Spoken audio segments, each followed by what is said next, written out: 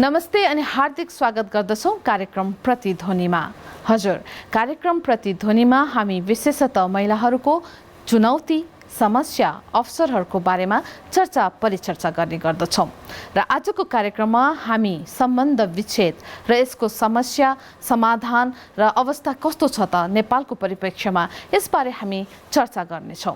र यसका लागि भने हाम्रो स्टुडियोमा अतिथिहरू आइसक्नु भएको छ। उहाँहरूलाई स्वागत गर्न तर्फ लाग्छौं, उहाँको परिचयतर्फ लागौं। हाम्रो साथ हुनुहुन्छ त्रिभुवन विश्वविद्यालय मानवशास्त्र विभागका मानवशास्त्री सुरेश ढकालज्यू। उहाँलाई कार्यक्रममा स्वागत छ। त्यस्तै गरेर अर्का हाम्रा अतिथि हुनुहुन्छ सर्वोच्च बारका कार्यकारी सदस्य र अधिवक्ता राजाराम उपाध्याय भट्टराईज्यू। उहाँलाई पनि स्वागत छ। नमस्कार। त्यस्तै गरेर हाम्रो साथ हुनुहुन्छ अर्का अतिथि न्याय किरण नेपालका संस्थापक अध्यक्ष सुशीला सेडाई। हजुर, यहाँलाई पनि स्वागत छ। धन्यवाद। हजुर, आज हामी चाहिँ सम्बन्ध विच्छेदका बारेमा चर्चा परिचर्चा गर्नेछौँ। पहिलो प्रश्न चाहिँ म सरलाई राख्न चाहन्छु। सुरेश सर, भनौँ न, यो पहिला हाम्रो हजुरआमाहरूको पालादेखि अहिले हेर्दाखेरि सम्बन्ध विच्छेद चाहिँ नि बढ्दै गएको जस्तो छ, के पाउनुहुन्छ यहाँले? मूल रूपमा तपाईँले भन्नुभयो जस्तो यो हाम्रो हजुरआमाको पाला अथवा त्योभन्दा अगाडिदेखि सम्बन्ध विच्छेदहरू बढ्दैछ भनेर जुन भन्नुभयो, त्यो नेपालको सन्दर्भमा मात्रै होइन, संसारभरिकै सन्दर्भमा यो लागू हुने कुरा हो होइन। यी संसारभरि नै तपाईँको यो सम्बन्ध विच्छेदको दरहरू एकदमै बढेर गइरहेछ। युएनले 2 वर्ष अगाडि 2017मा एउटा रिपोर्ट निकालेको थियो।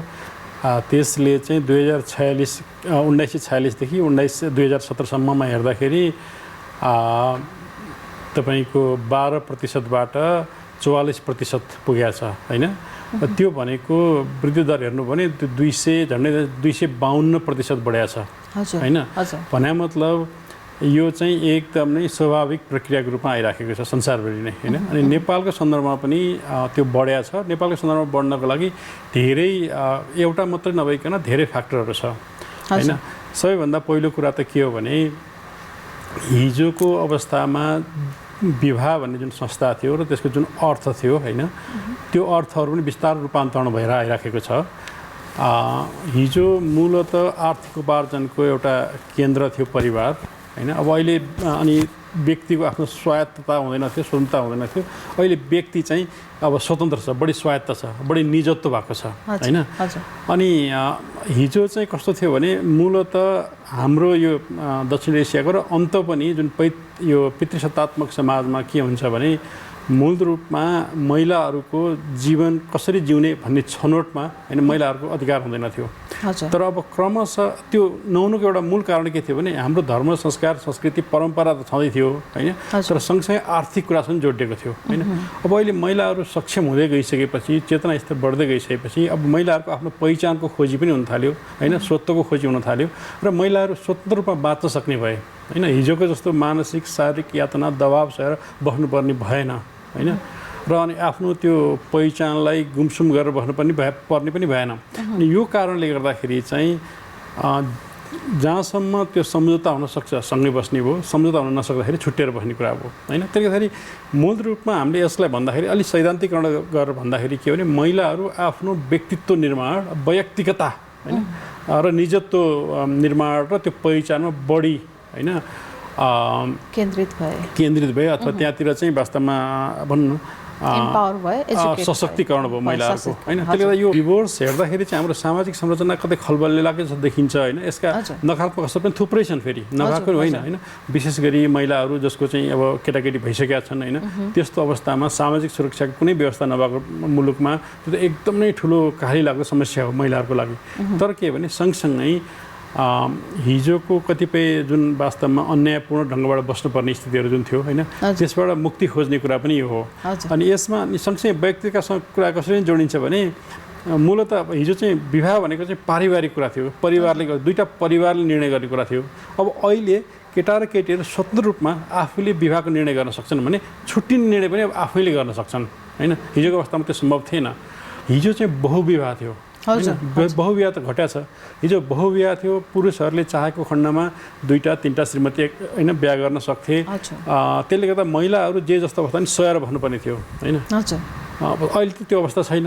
अनि त्यो कारणले गर्दाखेरि यो सम्बन्ध विच्छेदको यो जुन दरहरू क्रमशः बढ्दैछ र त्यो यसलाई चाहिँ एक हिसाबले भन्दाखेरि हामी जुन खालको समाज जेलाई हामीले विकास भनिरहेको छौँ, जुन खालको सभ्यतातिर हामी उन्मुख छौँ, त्यसका लागि एकदम नै स्वाभाविक प्रक्रिया पनि हो। हजुर, राजारामज्यू यहाँले आफ्नो कार्य सम्पादन गर्ने क्रममा चाहिँ होइन यो सम्बन्ध विच्छेदका केसहरू चाहिँ कतिको वास्तविक अथवा फेक भनौँ न, यसलाई चाहिँ नक्कली गरेका पाउनुहुन्छ? हुन त समाजमा यो देखिएको पनि छ। अब अहिलेको हेर्दाखेरि जिल्ला अदालतमा कस्ता खाले सम्बन्ध विच्छेद आउँछन् भन्दाखेरि एउटा साँच्ची नै घरेलु हिंसामा परेर सासू ससुरा देवर जेठाजु घरको परिवारले यातना दिएर बस्नु नसक्ने स्थिति सिर्जना भएर श्रीमान श्रीमतीबिच यति द्वन्द्व हुन्छ कि जसले देखे उसलाई हात छोड्ने, पिट्ने, कुट्ने, होइन, खाना लाउन नदिने, वास्तविक रूपमा चाहिँ त्यस्तो यातना खपेर बसेका महिलाहरू पनि उत्पीडनमा परेर आफ्नो कुरा भन्न नसकेर पछि कुनै महिला संस्थाहरू त्यसपछि प्रहरी सेलहरूमा गएर बाध्य भएर चाहिँ अब योसँग मेरो जीवन स्थापित हुन सक्दैन, पुनः सञ्चालन हुन सक्दैन भनेर बाध्य भएर आउने चाहिँ एकदम न्यून देखिन्छ। त्यस्तो भएकोले चाहिँ सकेसम्म काउन्सिलिङ हुन्छ, दुईवटा परिवारहरू बिच कुरा गर्छन्, मिलेर बसुन्, बिहा गरिसकेपछि भन्ने कुरामा परिवार बिच पनि काउन्सिलिङ हुन्छ। अनि बाध्य नभएपछि मात्रै उहाँहरू कोर्ट कचहरीमा आउनुहुन्छ। त्यसपछि जब अदालतमा आउनेको सङ्ख्या चाहिँ कम देखिन्छ। तर अदालतमा प्याटेन्ट हेर्दाखेरि चाहिँ के त भन्दा विदेश जानको लागि बिहा गर्ने भनेर कोर्ट म्यारिज गरेका हुन्छन्। हजुर, कोर्ट म्यारिज गराउँछन्। अब कोर्ट म्यारिजको सम्बन्धमा आफ्नै मामा चेला फुपू चेलीसँग पनि बिहा गरेर विदेश जानलाई चाहिँ डकुमेन्ट गर्छन्। अनि त्यहाँ गएपछि आफ्नो डकुमेन्ट भयो, काम सिद्ध भयो भने भयो, नभए भने डिभोर्स त गर्नु पर्यो। अनि त्यो लिगल्ली चाहिँ डिभोर्स गर्नलाई सम्बन्ध विच्छेद मुद्दा लिएर आउँछन्। हजुर, त्यस्तोको सङ्ख्या चाहिँ बढी छ विदेश जानलाई। एउटा कुरो विदेश जान लाग्यो, विदेशमा जाँदा त फर्म भर्नु पर्यो, तिमी म्यारिड हो कि अनम्यारिड हो भन्दाखेरि विवाह भएको मान्छे छ, अनि मैले त मेरो डिभोर्स भएको छ भनेर एउटा सर्टिफिकेट त चाहियो। त्यही भएर उसले चाहिँ म डिभोर्स पर्सन भनेर लेख्नको लागि पनि सम्बन्ध विच्छेद मुद्दा दायर गरेर आइरहेको हुन्छ। त्यो चाहिँ बनावटी रूपमा अब अदालतमा मुद्दा परिसकेपछि अदालतले साँच्ची नै सम्बन्ध विच्छेद मुद्दा गर्न आउनेले चाहिँ कोर्ट प्र्याक्टिसमा जान्छ, सम्पत्तिको माग गर्छ, तायादाती माग्छ, सम्पत्ति के छ भनेर। अहिलेको प्रचलित कानुनले पनि सम्बन्ध विच्छेद गर्नु पर्दाखेरि केटाकेटीको के छ सम्बन्धी अंशबन्डा गरेर मात्रै सम्बन्ध विच्छेद गरिदिनुपर्छ भन्ने कानुनी व्यवस्था भएर अब हामीले कसरी कल्पना गर्ने त यो मुद्दा कस्तो हो, यो बनावटी हो कि कुनै पर्पोजको लागि दर्ता गरिरहेछन् भन्दाखेरि जसले वास्तविक रूपमा अंश मानाचामल मागेर अंश मुद्दा, मानाचामल मुद्दा, सम्बन्ध विच्छेद मुद्दा मागेर आएकोलाई चाहिँ हामी वास्तविक उहाँ पीडित हुनु रहेछ, यिनीहरूकोमा चाहिँ हामीले विशेष हेर्नुपर्छ भनेर हामीले अनुमान गर्छौँ, त्यही अनुसारले जान्छौँ।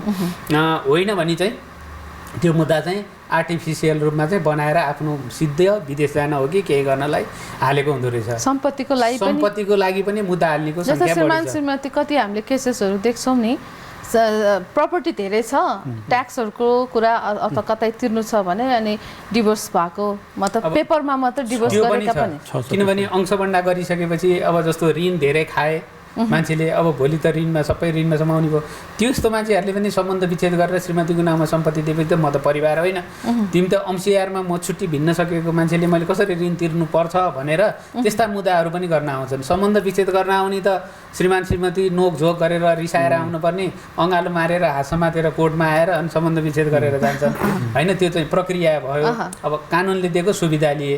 तर के भने यो सम्बन्ध विच्छेद चाहिँ यस्तो सङ्ख्यामा बढ्नु भनेको समाजको लागि राम्रो होइन। हाम्रोमा अलिकति फरक छ किनभने हामीले धर्म संस्कृति छोडेका छैन। तर केटी मान्छेले डिभोर्स गर्न आउँदाखेरि हामी कानुन व्यवसायीहरूले पनि आफ्नो तर्फबाट अलिकति समाज, हामी चाहिँ आफूलाई चाहिँ सोसियल इन्जिनियरको रूपमा चाहिँ कानुन व्यवसायीहरूले भन्छौँ, हामीले पनि इन्जिनियरिङ समाज बनाउनेतिर चाहिँ लागु भएको देखिँदैन। कोही मान्छे आएर मलाई डिभोर्स गरिदिए भन्दा 2-4 पैसा फिस आउँछ भन्दैमा वकिल साहबहरूले चाहिँ मुद्दा लेखिदिने र केस फाइल गरिदिने होइन। मेरो चाहिँ आफ्नो आफ्नो धारणा हुन्छ, के हो त तिम्रो वास्तविकै पीडित हो, तिमी श्रीमानसँग बस्न सक्दिनौ, तिमीलाई श्रीमानकोबाट जोखिम छ, कुनै पनि तिमीलाई मेरो जीव धनमा हानि छ, मलाई श्रीमानले मार्न सक्छन्, मलाई केही हुनसक्छ भन्ने लाग्छ भने तिमी केस फाइल गर।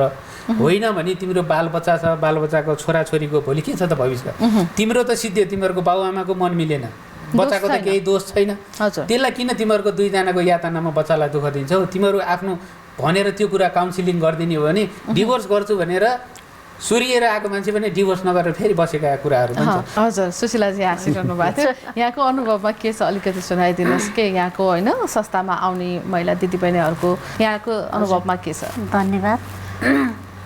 अब यसमा चाहिँ कस्तो हुन्छ भने सम्बन्ध विच्छेद राम्रो त पक्कै पनि होइन, तर अब पहिलादेखिको हेर्ने हो भनेदेखि पहिला 3टा 4वटा 5वटा जतिवटा श्रीमती ल्याए पनि चुपचाप कानुनले केही पनि भनेको थिएन, मान्छेहरू एडजस्ट गरेर सहेर बस्थे नै र त्यति बेला चेतनाको पनि अभाव थियो।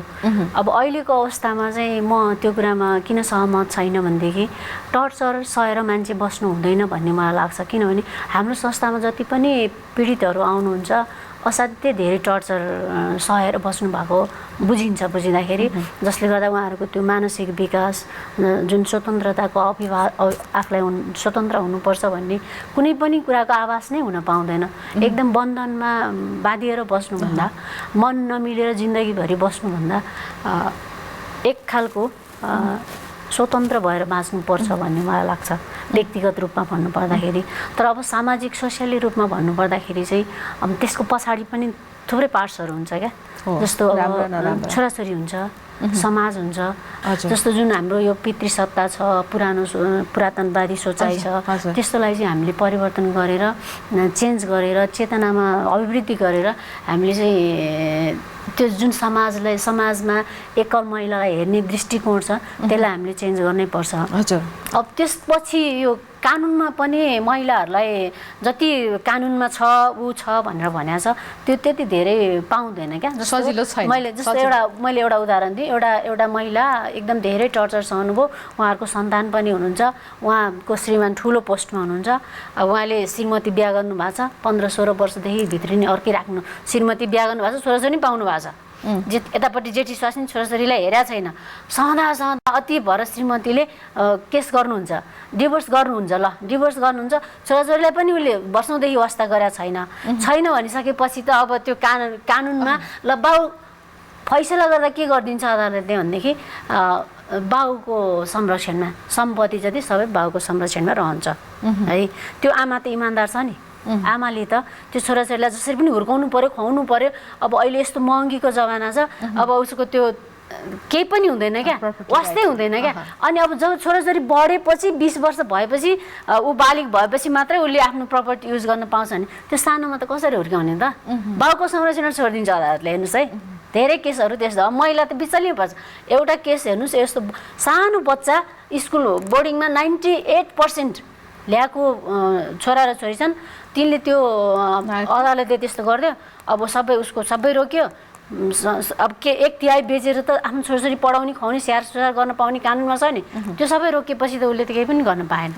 सोझी महिलालाई पनि अहिले समस्या पर्यो, किनभने अब छट्टु त पहिला पनि छट्टु नै थिए, खाने सम्पत्ति बेच्ने त्यो त पहिला नै थिए, त्यो अहिले पनि छ त्यो।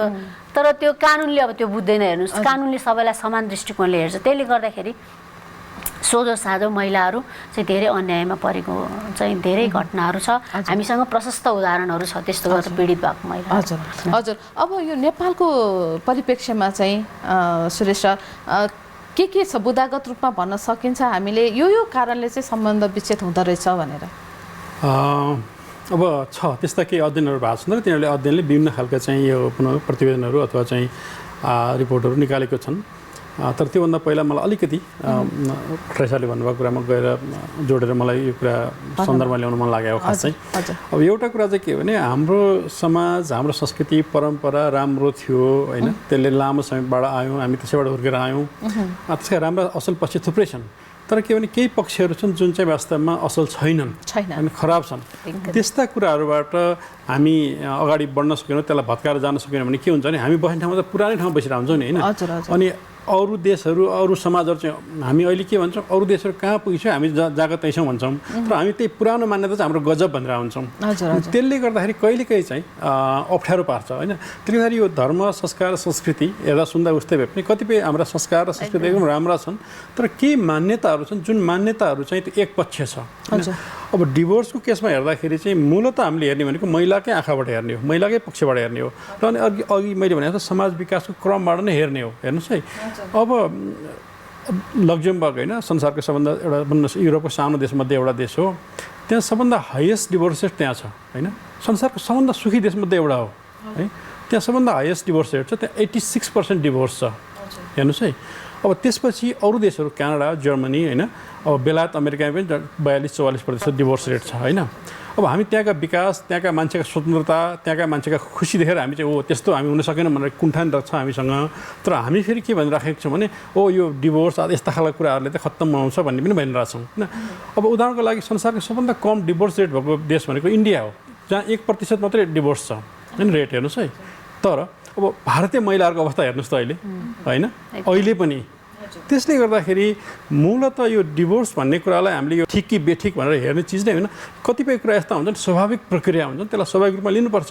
अब नयाँ आएको समस्यालाई कानुनी रूपले र अन्य हिसाबले सामाजिक हिसाबले त्यसलाई कसरी समाधान गर्ने। उदाहरणको लागि अघि भन्यौँ साना बच्चाहरू छन् भनेपछि त्यो राज्यको जिम्मेवारी पनि हो नि होइन। राज्यले चाहिँ उनीहरूको चाहिँ सामाजिक सुरक्षाको जिम्मा लिनुपर्ने हुन्छ होइन। जस्तै उदाहरणको लागि मैले पढ्दाखेरि म नर्वेमा पढेको हो। त्यहाँ चाहिँ धेरै मान्छेहरू सँगै बस्ने सहवास हुन्छ, बिहा गर्दैनन्, लिभिङ टुगेदर चाहिँ बच्चा हुन्छ होइन। र त्यो आपद छैन किनभने त्यहाँ राज्यले हेरिदिन्छ, राज्यले सामाजिक सुरक्षा ग्यारेन्टी उसले गर्छ होइन।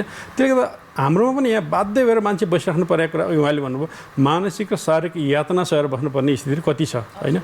अब अघि तपाईँले भन्नुभयो प्रपर्टी राइट्स कुरा 2058 सालमा यो भूमि सुधारको नयाँ सिलिङ इम्पोज गरिसकेपछि थुप्रै काठमाडौँका सम्भ्रान्त मान्छेहरू पनि अदालतमा गएर तपाईँको अंशबन्डाको त्यो डिभोर्स फाइल गरे होइन। अब यस्ता केसहरू पनि छन्। तर सँगसँगै यथार्थ के हो भने अब नेपालकै सन्दर्भमा हेर्नुहुन्छ भने अहिले तपाईँले विभिन्न काण्डहरूमध्ये एउटा काण्ड हेर्नुहुन्छ भने झन्डै आधा करोड मान्छे होइन मुलुक बाहिर छन्। त्यसमा पनि तपाईँको 90% झन्डै 80% जति पुरुषहरू छन्। र कुन उमेर समूहका छन् भने 20 देखि 40 वर्षसम्मका र धेरै जस्तो विवाहित छन् होइन। अब विवाहित नयाँ मान्छेहरू, विवाहित जोडाजोडीहरू, श्रीमान श्रीमतीहरू एक अर्काबाट टाढा धेरैसम्म अलग भएर बसिरहेको हुन्छ होइन। अनि त्यहाँ चाहिँ यो सम्बन्ध विच्छेदका लागि एउटा त उसको आफ्नो यो शारीरिक मनोवैज्ञानिक आवश्यकताको कुरा हुन्छ, अर्को सुरक्षाको कुरा हुन्छ, अर्को चाहिँ त्यो एक्लो महिला छ नि उसलाई फसाउनको लागि अनेक हिसाबले मान्छेले टार्गेट गरेर हुन्छ होइन। अनि त्यो सबै हिसाबले अहिले डिभोर्स रेट बढ्नमा एउटा कारण चाहिँ यो जुन लेबर माइग्रेसन त्यसले सिर्जना गरेर एउटा अवस्था छ होइन। त्यसमा अब अरू थुप्रै कुरा जस्तो अल्कोहलिजमको कुराहरू अनि यातनाको कुराहरू जोडिन्छ त्यसमा होइन। श्रीमानहरू एकदम जाँडा आउने होइन, अब दुःख दिने, पिट्ने, केटाकेटीहरूलाई नै सुरक्षा गर्न गाह्रो भन्ने खालको कुराहरू पनि छ। मूल कुरा चाहिँ कानुन छ। कानुन अहिले एक हिसाबले भन्दाखेरि धेरै अर्थमा महिलाहरूको पक्षमा हुने देखिन्छ नै। तर कानुन छ भन्नेमा त्यहाँ पहुँच छ कि छैन होइन। कानुनमा पहुँचकै प्रमुख कुरा हो होइन। अनि कानुनको कार्यान्वयनको कुरा अर्को कुराहरू हो होइन। त्यो कारणले गर्दाखेरि अब भनौँ नि अब यो एउटा मात्रै कारण छैन डिभोर्सहरू बढ्नलाई। अनि त्यसमाथि अघि भने शिक्षित र वास्तवमा यो अहिले विशेष गरी अब यो प्रेम विवाह गर्नेहरूमा होइन चाहिँ अब हाम्रो विद्यार्थीहरूले केहीले अध्ययन गर्नुभएको थियो विभिन्न सहरहरूको। त्यसमा चाहिँ के देखिएको छ भने पारिवारिक विवाह अथवा मागी विवाहभन्दा यो प्रेम विवाहमा चाहिँ डिभोर्स रेट पनि बढाएको छ क्या। हेर्नुहोस् है त्यो खालको छ। अब केही चाहिँ त यहाँले भन्नु त 7 दिनमै छुट्यो भन्नुहुन्छ। अब 7 दिनमा छुट्यो, अब एउटा श्रीमान चाहिँ डिसफङ्सनल रहेछ भनौँ न होइन एक हिसाबले। अब उसँग जिन्दगी बिताउनुभन्दा सकेसम्म चाँडो छुट्टिनु ठिक हुनसक्छ होइन।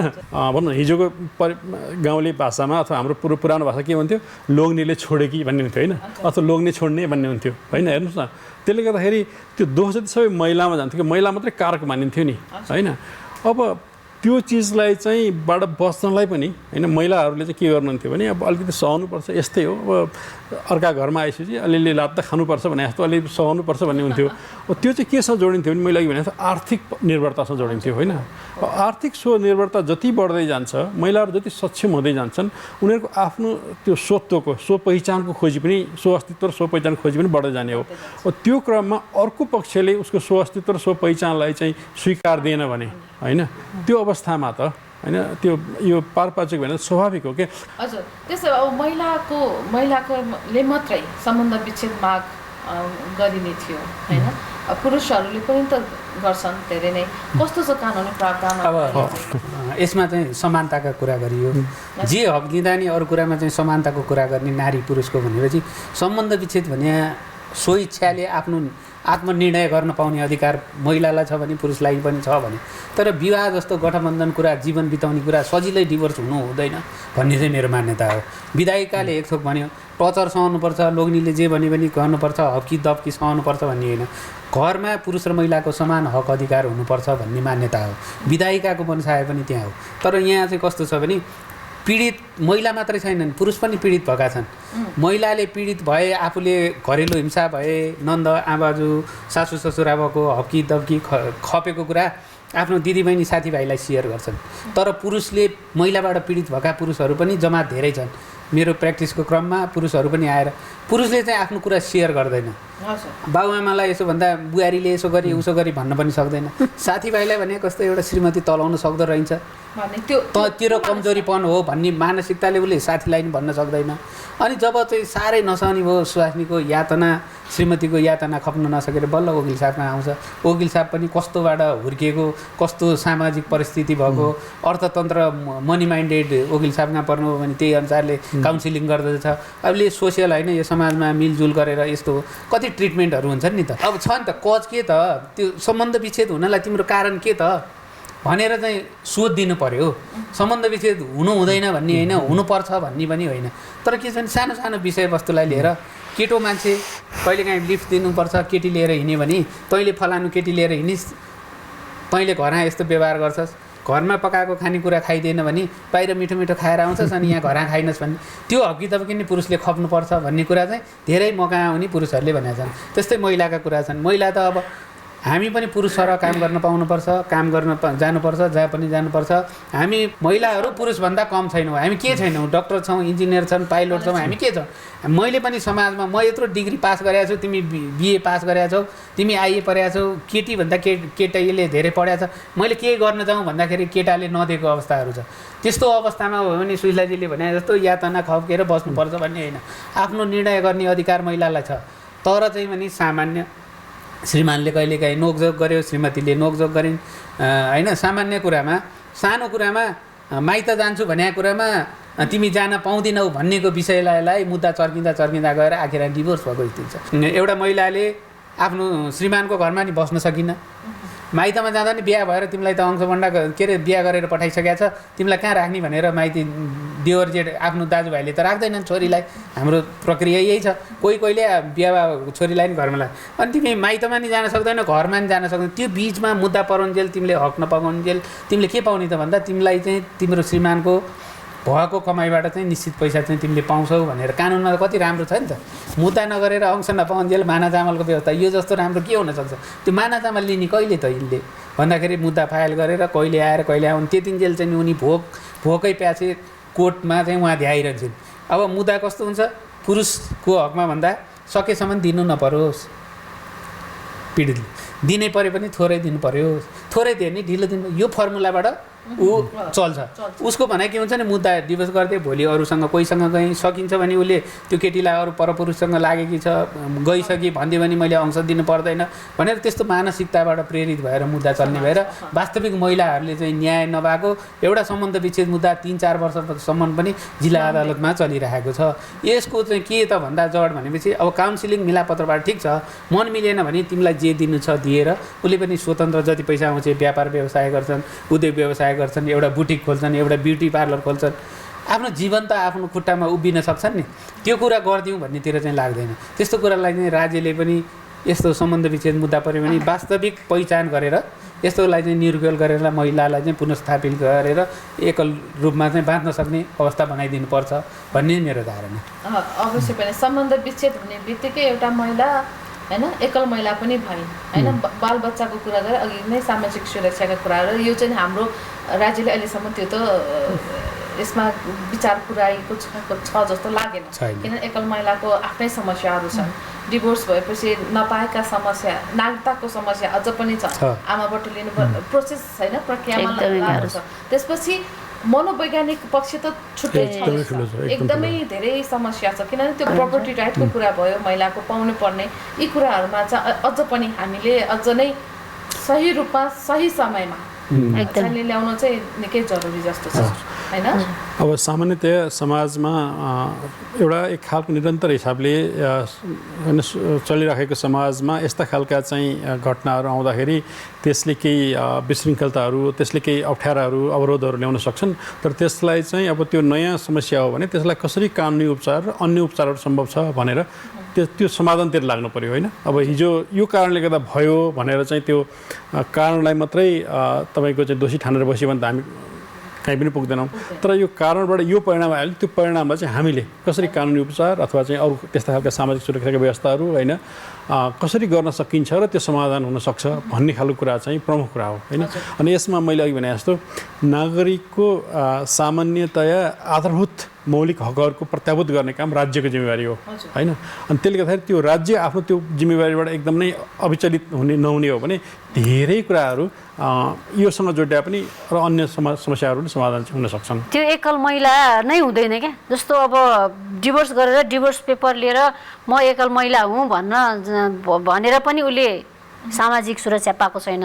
जुन सरकारले दिइरहेको सुरक्षा पनि दिनलाई त्यो लिङ्गरिङ गर्ने, मेन्टली हरासमेन्ट गर्ने, टेन्सन दिने, टर्चर गर्ने गर्छ। त्यो त छँदैछ। एउटा ब्याङ्कमा अब डिभोर्स गरेर डिभोर्स पेपर लिएर आफ्नो ब्याङ्कमा फिक्स डिपोजिट राख्दाखेरि पनि त कसरी एकल भइस्?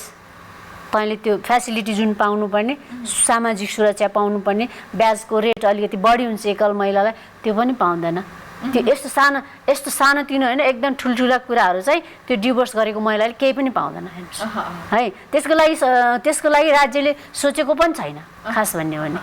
अब ऊ त एक त अब श्रीमान नभएको महिला चाहिँ एकल महिला, डिभोर्स गरेको महिला चाहिँ एकल महिला नाइ जस्तो सोच्छन् क्या। समस्या क्या एकदम। सांस्कृतिक रूपमा पनि समस्या छ, धार्मिक रूपमा पनि समस्या। जस्तो अब मैले डिभोर्स गरेँ भनेदेखि अब मेरो त्यो गोत्र हुन्छ नि, बिहा गर्दाखेरि जुन गोत्र श्रीमानको हुन्छ, अब बिहा एकल भइसकेपछि कुन गोत्र राख्ने भनेर अलमल हुँदो रहेछ। मलाई एकजना पीडितले सोध्नु भयो, डिभोर्स गर्नुभएको थियो उहाँले, म्याडम अब मैले कुन गोत्रबाट पूजा गरौँ हुन्छ। अब यसमा त अब यस कस्तो खालको के सोसल रेस्पेक्ट नै हुँदो रहेनछ क्या। हाम्रो नेपालमा मात्रै हो फेरि यस्तो हुनु हुँदैन। पुरुषले चाहिँ अर्को बिहा गरिहाल्न चाहिँ छिटो पनि पाइहाल्ने, तर एकल महिलाहरू कसरी गर्ने? बच्चा हुन्छ, बच्चा नभएकै महिलालाई पनि गाह्रो छ किनभने पुरुषको हकमा चाहिँ एकदमै गाह्रो छिटो, मतलब परिवारले पनि ल बिहा गराइदिइहालौँ, एक्लै राख्नु भएन, छोरा एकल भयो भन्ने हुन्छ। तर अब त्यही छोरी त्यही बुहारी एकल भयो भनेर चाहिँ सोच छैन। धर्मले, संस्कृतिले पनि एकल महिलालाई धेरै समस्या पारेछ, धेरै मेन्टली हरासमेन्ट गराएछ। यो कुरालाई चाहिँ चेतना, सबैकोमा चाहिँ चेतना हुनुपर्छ। र हाम्रो दायित्व भनेको, राज्यको दायित्व भनेको उसलाई सामाजिक सम्मान दिने, हाम्रो दायित्व भनेको सामाजिक जागरण ल्याउने। डिभोर्स हुनुपर्ने अवस्था भइसकेपछि चाहिँ अनि यो धर्मको नाममा कति त्यो गाह्रो पीडा हुन्छ भन्ने कुरा नि अर्को प्रमुख कुरा हो हेर्नुहोस् है। अनि अर्को कुरा चाहिँ हामीले अहिले जुन छलफल गरिराख्दाखेरि अब कानुन भनेको चाहिँ राज्यको सबैको समान नै हुन्छ, तर मूल रूपमा हाम्रो कानुन चाहिँ हिजो हिन्दू धर्म संस्कृति परम्परा अनुसार चलेर आएको चाहिँ कायदा कानुनलाई चाहिँ कानुन बनाइया हो होइन। त्यो कारणले गर्दा नेपालभित्रै पनि विविधता छ नि। जस्तै भनौँ उदाहरणको लागि तामाङहरूको बिहा गर्यो भने उसको गोत्र चेन्ज हुँदैन होइन, बिहा गरेपछि उसको आफ्नो रहिरहेको छ भन्दा यो समस्या आएन होइन। अब हाम्रोमा एक हिसाबले भन्दाखेरि अब हिमाली भेगतिर कतिपय ठाउँहरूतिर तपाईँको यो प्रिम्यारिटल सेक्स र बच्चा हुनु होइन, बिहाभन्दा कुमारी आमा हुनु भनेको स्वाभाविक कुरा हो। त्यसलाई एकदमै हाम्रो जस्तो टाबुको रूपमा लिँदैन होइन। बच्चा भइसकेपछि सहज रूपमा उनीहरूको बिहा हुन्छ भन्दाखेरि नेपालभित्रै पनि यति विविधता छ। र यो डिभोर्स हुने कुरा र त्यसपछि त्यसबाट पीडित हुने कुराहरू होइन, राज्यको कानुन एउटै हुँदा हुँदैन, त्यसबाट त्यो पीडित हुने तह चाहिँ एकदमै फरक छ। यो अर्को एकदमै महत्त्वपूर्ण पाटो हो। हजुर, यो विषयमा जुन चर्चा परिचर्चा गऱ्यौँ हामीले आज, यसले सम्बन्धित निकाय र सबैले आफ्नो तर्फबाट केही ध्यान आकर्षण गर्नुहुनेछ भन्ने हामीले आशा गरेका छौँ। यहाँहरूको समयको लागि धेरै धेरै धन्यवाद। हजुर, आजको कार्यक्रमबाट हामी बिदा माग्ने बेला भइसकेको छ। सम्पूर्ण सहकर्मीका साथ म पनि बिदा हुन्छु। नमस्कार।